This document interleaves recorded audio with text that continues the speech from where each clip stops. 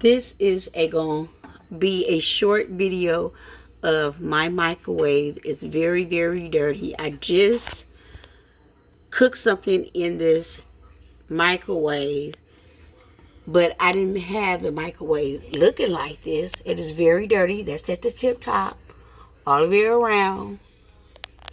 This is the door, nasty. But guess what we're going to do? We're finna use Angry Mom with some vinegar and lemon for 2 minutes, and we're going to clean it up, and I'm going to come back with you with another short video using Angry Mom.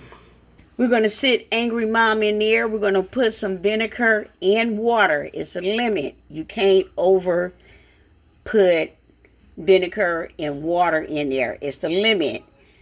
And we're going to clean this nasty, yes, microwave with Angry Mom.